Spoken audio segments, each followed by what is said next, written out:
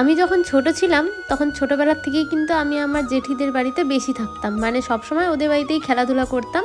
আমাদের বাড়িতে কিন্তু আমি অত থাকতামই না। এই নিয়ে বাড়িতে অনেক মায়ের কাছে বোকা খেতাম, বাবা লাঠি নিয়ে যেত আমাকে মারতে, মানে পিটাতো আমাকে ধরে, কিন্তু তাও আমি ওদের বাড়িতেই খেলতাম। কিন্তু আস্তে আস্তে সময় পাল্টে যায়, আমার যে দিদিগুলো ছিল সবারই বিয়ে হয়ে গেছে, তো এখন তো ওই বাড়িতে তেমন মানে এই যে গল্প করার মতো কেউ নেই। আগে কিন্তু সবাই মিলে গোল করে গল্প করতাম, লুডো খেলতাম, আরও অনেক অনেক গেম খেলতাম, তাও একসঙ্গে থাকতাম। কিন্তু এখন একদমই উল্টো। এই যে খুশি যে দেখছো, এ কিন্তু আমার দাদার মেয়ে, মানে আমার ভাস্তি। এ কিন্তু আবার ছোটবেলার থেকেই আমাদের বাড়িতে থাকে, মানে ছোটবেলার থেকেই আমার কাছেই বড় হয়েছে। আমাকেও এত ভালোবাসে বা আমি ওকে এত ভালোবাসি যে ছোটবেলার থেকে এই যে চুল বাঁধা থেকে শুরু করে ওকে স্নান করিয়ে দেওয়া, খাওয়া দাওয়া সব কিন্তু আমাদের বাড়িতেই করতাম। আর এই যে খুশিকে দেখছো, ওর চুলটা এত বড় কেন জানো? কারণ ও ছোটবেলার থেকে চুল কাটতো না।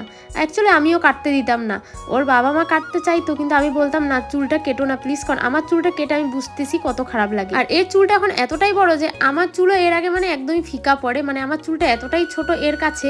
আগে কিন্তু আমার চুল অনেক লম্বা ছিল, তোমরা তো জানোই, কিন্তু এখন আমার চুলটা কেটে কেটে এতটাই নষ্ট হয়ে গেছে যে আমার এখন আর চুলের প্রতি কোনো মায়াই নেই। তো আজকে ভাবলাম যে খুশির চুলটা একটু সুন্দর করে বেঁধে দেই। আমি কিন্তু সবসময় ওর চুল বেঁধে দিই যখন ও আমাদের বাড়িতে আসে, কিন্তু আজকে একটু ভিডিও করে তোমাদের সামনে দেখালাম।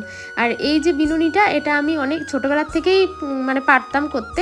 সবসময় আমি খুশিকে কিন্তু এরকম টাইট টাইট করে বিনি করে দিতাম, কারণ বাচ্চাকে বিনি করলে কিন্তু খুব সুন্দর লাগে। আর এই বিনুনিটা তোমাদের কেমন লাগছে কমেন্ট বক্সে জানাবে। তো সেই ফাঁকে আমিও কিছু ভিডিও করছিলাম, তো এই ভিডিওগুলো তো তোমরা দেখতেই পাবে। তো দেখা হচ্ছে নেক্সট ভিডিওতে, ততক্ষণে এইভাবে ভালোবাসা দিও। Love you all, bye by.